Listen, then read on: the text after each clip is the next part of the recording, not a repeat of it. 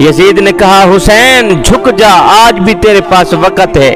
फरमाया नादानो, ये हैदर कर्रार के शेर का सर है, ये कट तो सकता है मगर तुम्हारे आगे झुक नहीं सकता।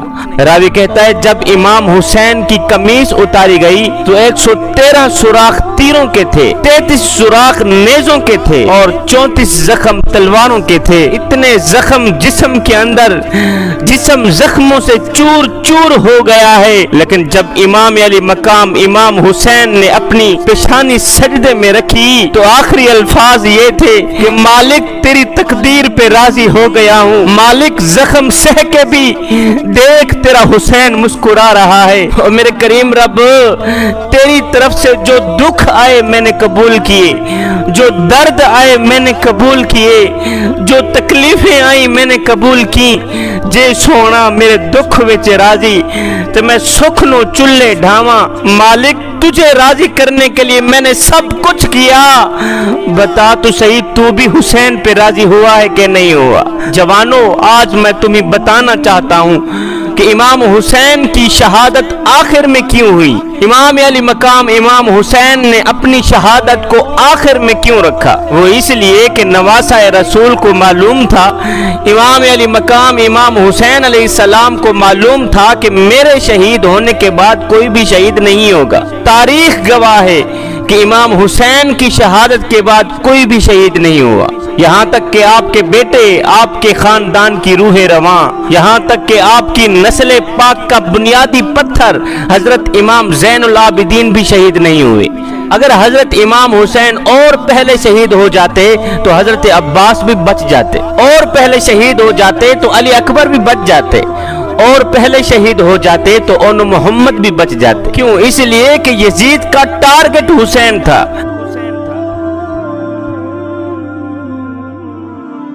यजीद का निशाना हुसैन था। यजीद ने तो सिर्फ हुसैन को ही मारना था।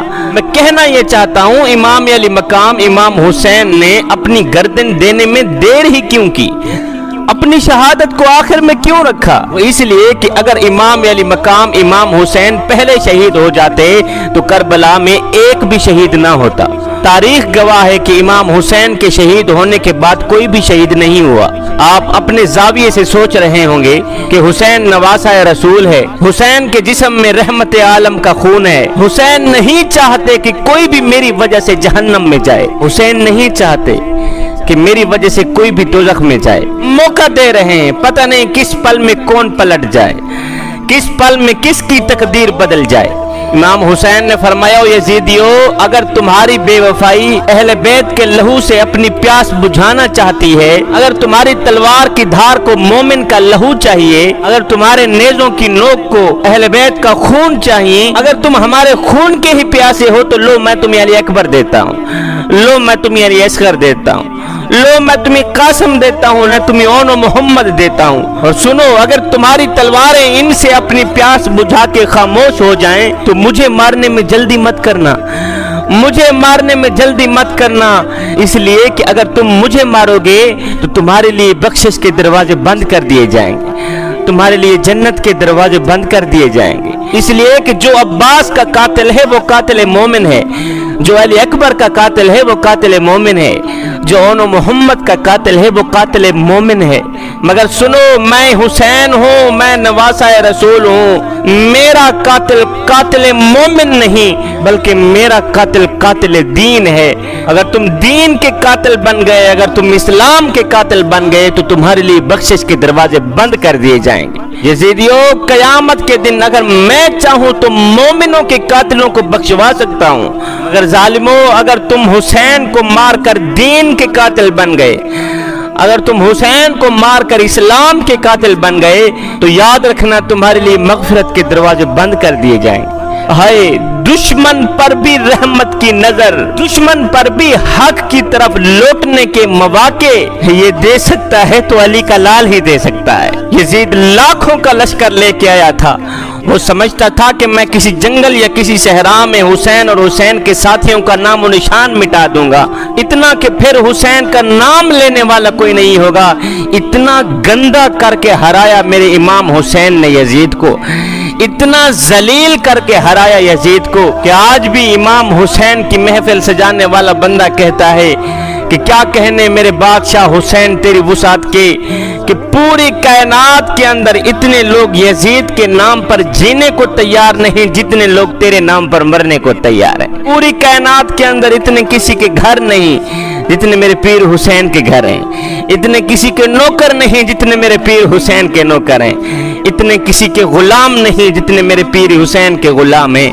کسی نئے مجمع میں جا کر میں نے کبھی نہیں کہا کہ میں آپ کے مزاج سے واقف ہوں یا نہیں، اس لیے کہ مجھے پتا ہے کہ پوری کائنات کے اندر حسین حسین کرنے والوں کا مزاج ایک ہی ہوتا ہے۔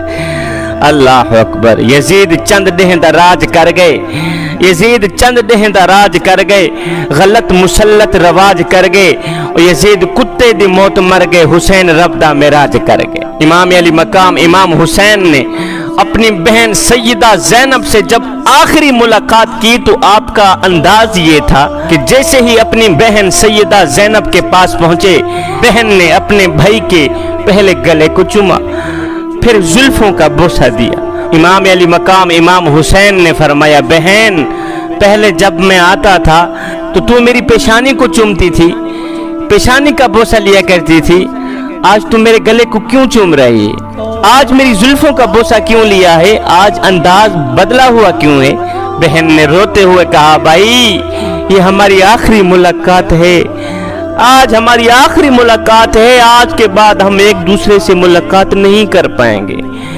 تم سانسیں لیتے تو جاؤ گے لیکن جب واپس پلٹو کے تو یہ سانس نہیں چل رہی ہوگی۔ وہ اس لیے کہ آج میری ماں سیدہ فاطمہ الزہرا میرے خواب میں آئی تھی، انہوں نے آ کے مجھے بتایا تھا کہ آج تیرے بھائی امام حسین کا آخری دن ہے، آخری ملاقات ہے، رج رج کے اپنے بھائی کو دیکھ لینا، رج رج کے اپنے بھائی کا دیدار کر لینا، آج تیرے بھائی کا آخری دن ہے، امت میرے حسین کے گلے کو کاٹ لے گی اور حسین کے سر کے بال خون سے لت پت ہو جائیں گے۔ میں تجھے بتانے کے لیے آئی ہوں کہ زینب صبر کا دامن ہرگز نہ چھوڑنا، صبر کا پلہ ہرگز نہ چھوڑنا، اس لیے کہ ان اللہ مع الصابرین، اللہ تعالیٰ صبر کرنے والوں کے ساتھ ہوتا ہے۔ امام نے خیمہ چھوڑا، صبر کو اپنے کلیجے سے لگایا، علی المرتضیٰ شیر خدا کے حوصلے کو اپنا سینہ بنایا، بیٹھ گئے گھوڑے کے اوپر، پکڑ لی لگام،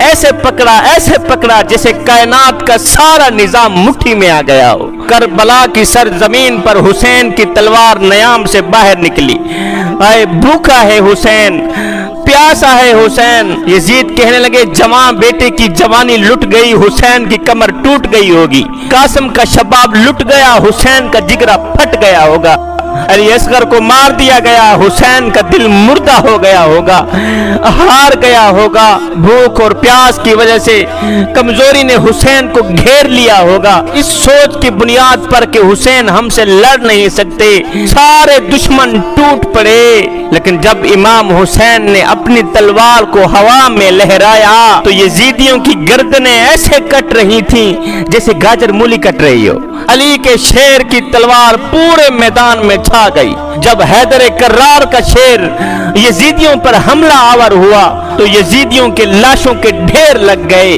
حسین کی تلوار ایسے چمک رہی تھی، ایسے لگتا تھا جیسے آسمان کے سارے تارے تلوار میں سما گئے ہوں، ایسے لگتا تھا جیسے حیدر کرار کا بازو حسین کے بازو میں سما گیا ہو، ایسا لگتا تھا جیسے صدیق کی صداقت، فاروق کی عدالت، عثمان کی سخاوت حسین کے سر پر پہرا دے رہی ہو، نواسہ رسول کے سر پہ سایہ دے رہی ہو، ایسا لگتا تھا جیسے مصطفیٰ مدینے سے چل کر کربلا میں آ گئے ہوں، ایسا لگتا تھا جیسے فاطمہ الزہرا نے دعا کے لیے ہاتھ اٹھا دیے ہوں۔ حسین کی تلوار چلتی رہی، یزیدیوں کی گردنیں کاٹتی رہی، شیر خدا کا شیر جنگ میں لڑتا رہا کہ اچانک یزیدیوں میں ایک بے چینی سی پھیل گئی، اضطراب پھیل گیا، ایک سناٹا چھا گیا کہ کہیں ایسا نہ ہو کہ کہیں اعتراض بھی نہ بن جائے کہ ایک ہی سپاہی نے پورے کے پورے لشکر کو مار گرایا ہے، سارے کے سارے لشکر کو مار دیا ہے ایک ہی سپاہی نے۔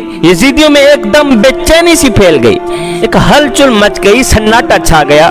کسی نے کہا، اے حسین ابن علی، آپ ہمیں مدد کی اجازت دیجئے۔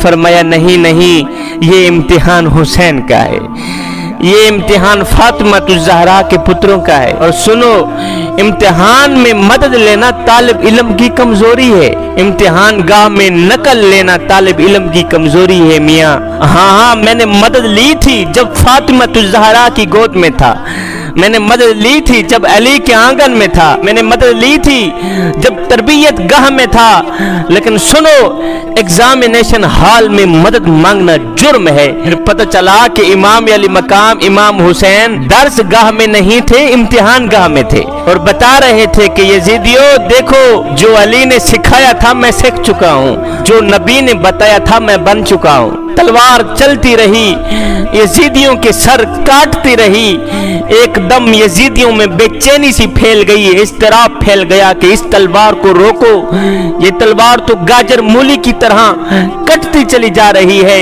اور ناتانو، جس تلوار کو پیاس نہ روک سکی، جس تلوار کو بھوک نہ روک سکی، جس تلوار کو علی اکبر کی جوانی نہ روک سکی، جس تلوار کو قاسم کا لوٹا ہوا شباب نہ روک سکا، وہ تلوار بھلا کیسے روک سکتی ہے؟ حسین کی تلوار چلتی رہی، چمکتی رہی، یزیدیوں کی گردنیں کٹتی رہی، صفایا ہوتا رہا۔ اب اس تلوار کو کوئی نہیں روک سکتا، اب اس تلوار کو کوئی نہیں روک سکتا۔ لیکن اچانک امام حسین کی تلوار رک گئی، اچانک امام حسین کی تلوار رک گئی۔ یزیدی تعجب میں پڑ گئے، اور جس تلوار کو پیاس نہ روک سکی، جس تلوار کو بھوک نہ روک سکی، جس تلوار کو علی اکبر کی جوانی نہ روک سکی، جس تلوار کو قاسم کا شباب نہ روک سکا، جس تلوار کو علی اصغر کی پیاس نہ روک سکی، وہ تلوار اچانک کیسے رک گئی؟ اس لیے کہ نماز کا وقت ہو گیا تھا۔ آئے ہائے، نماز کا وقت ہو گیا تھا۔ جوانو، تم کتنی آسانی سے نماز چھوڑ دیتے ہو۔ ہائے، آگے دشمن ہے، پیچھے دشمن ہے، دائیں دشمن بائیں دشمن، حسین کی تلوار چل رہی ہے، یزیدیوں کے گلے کاٹ رہی ہے۔ اچانک امام حسین کی تلوار رک گئی، اس لیے کہ نماز کا وقت ہو گیا تھا۔ اے حسین ابن علی، آگے دشمن ہے، پیچھے دشمن ہے، دائیں دشمن بائیں دشمن، تلوار چلنی چاہیے تھی، تلوار کیوں روکی؟ فرمایا اس لیے کہ نماز اس سے بھی زیادہ اہم ہے، نماز اس کام سے بھی زیادہ اہم ہے، نماز اس سے بھی زیادہ اہم ہے۔ یہ درس کون دے رہے ہیں؟ نواسہ رسول دے رہے ہیں۔ تم کتنی آسانی سے نماز چھوڑ دیتے ہو۔ نام اس کا لیتے ہو جو پیاسا ہو کر بھی نماز نہیں چھوڑتا، تم شربت پی کر نماز چھوڑ دیتے ہو۔ ذکر اس کا کرتے ہو جو زخمی ہو کر بھی نماز نہیں چھوڑتا، تم صحت مند ہو کر نماز چھوڑ دیتے ہو۔ ذکر اس کا کرتے ہو جو بھوکا ہے نماز نہیں چھوڑتا، تم کھا پی کے نماز چھوڑ دیتے ہو۔ اور نادانو، نام لیتے ہو حسین کا، نقل کرتے ہو یزید کی۔ مجھے بتاؤ تو صحیح، حسین تمہارے ساتھ کیسے ہوں گے؟ حسین عاشقوں کے ساتھ ہیں، حسین دوگلوں کے ساتھ نہیں ہے۔ امام حسین کی تلوار اچانک رک گئی تلوار۔ امام حسین نے تلوار کو نیچے رکھا، سجدے میں چلے گئے۔ جب امام حسین سجدے میں گئے تو یزیدیوں نے سوچا کہ اگر یہ نماز پڑھ کر فارغ ہوئے تو پھر ہم مارے جائیں گے، پھر ہم کچلے جائیں گے، ایک بار پھر قوت حیدر کرار کا جلوہ دیکھنے کو ملے گا، پھر خیبر شکن کا بیٹا یزید شکن بن کر ابھرے گا۔ اب یزیدیوں نے فیصلہ کیا، ظالموں نے فیصلہ کیا کہ اس سے پہلے امام حسین نماز سے فارغ ہوں، سلام پھیرنے سے پہلے ہی اسے مار دو، سلام پھیرنے سے پہلے ہی اس کا سر تن سے جدا کر دو۔ ہوا بھی یہی، ایک دم زمین تھرا اٹھی، آسمان کانپ اٹھا، رونے والوں کا دل لرزنے لگا، ایک دم فرشتوں میں ہلچل مچ گئی، نبی کی روح کو صدمہ پہنچا، فاطمہ کا دل ٹوٹ گیا، علی کے دل کو چوٹ پہنچی۔ عین سجدے پر امام علی مقام امام حسین کا سر سجدے میں تھا کہ ایک ظالم آیا، اس نے ایسا حملہ کیا کہ اس یزید لعین شمر نے میرے پیر امام حسین کا سر تن سے جدا کر دیا۔ انا للہ و انا الیہ راجعون۔ میں سوچ میں پڑ گیا कि इमाम अली मकाम इमाम हुसैन करबला में आए तो शहीद नहीं हुए। आप खेमे में थे, शहीद नहीं हुए। आप घोड़े पर थे, शहीद नहीं हुए। अब आप नमाज में शहीद क्यों हुए हैं? इसलिए कि आप हमें सबक देकर गए हैं कि नबी की उम्मतियों, जो सजदे की हालत में मरेगा वो हुसैनी बनकर मरेगा, जो नमाज की हालत में मरेगा वो हुसैनी बनकर मरेगा। हजरत इमाम ज़ैनुल आबिदीन करबला के ये वो शख्स हैं जिन्होंने सारा मंजर अपनी आंखों से देखा है। तारीख गवाह है, इतने दुख किसी को नहीं पहुंचे जितने दुख ज़ैनब और ज़ैनुल आबिदीन को पहुंचे। इतनी तकलीफें किसी को नहीं पहुंची जितनी तकलीफें ज़ैनब और हजरत ज़ैनुल आबिदीन को पहुंची हैं। इन्होंने ये सब मंजर अपनी खुली आंखों से देखा है। आपकी 14 साल उम्र है, आप बीमार हैं। तारीख बताती है कि आपने सारी जिंदगी कभी ठंडा पानी नहीं पिया। आप जब भी ठंडा पानी पीते तो तड़प कर कहते, हाय मैं नहीं पीता ठंडा पानी, इसलिए कि जब मैं ठंडा पानी पीता हूँ तो मुझे असगर की प्यास याद आ जाती है। आप जब भी ठंडा पानी पीते तो नीचे फेंक देते, कहते मुझे अली असगर की प्यास याद आ जाती है। जब मैं ठंडा पानी पीता हूँ मुझे अली असगर का तड़पना याद आ जाता है। इस सोच की बुनियाद पर आपने सारी जिंदगी ठंडा पानी नहीं पिया। हजरत ज़ैनुल आबिदीन ने करबला का ये सारा मंजर अपनी आंखों से देखा है, सारे शुहदा अपनी आंखों से देखे हैं। फिर आपने दमिश्क के बाजारों में, कूफे की गलियों में अपनी क़यादत का काफिला गुजारा था। जब यजीद के दरबार पर हजरत इमाम ज़ैनुल आबिदीन पहुंचे, यजीद ने पहले तो दुख का इजहार किया, फिर कहा जी हमसे गलती हो गई, ये मैं नहीं चाहता था पर ये हो गया। अब बताएं, अगर आपकी कोई शर्त हो तो मैं पूरी कर देता हूँ। आपने फरमाया जो हो गया सो हो गया। अब मेरी 4 शर्तें हैं, ये मान लो, मेरी 4 बातें हैं, ये मान लो। 4 बातों में से पहली बात ये है कि मेरे इमाम हुसैन का सर मुझे वापस दे दो ताकि हम करबला जाके इनकी तदफीन कर सकें। दूसरी ये थी कि हमें मदीने हिफाजत से पहुंचा दो। तीसरी शर्त ये है कि मुझे जुम्मे का खुतबा देने की इजाजत दी जाए। चौथी शर्त ये है कि कातिलान हुसैन जो हैं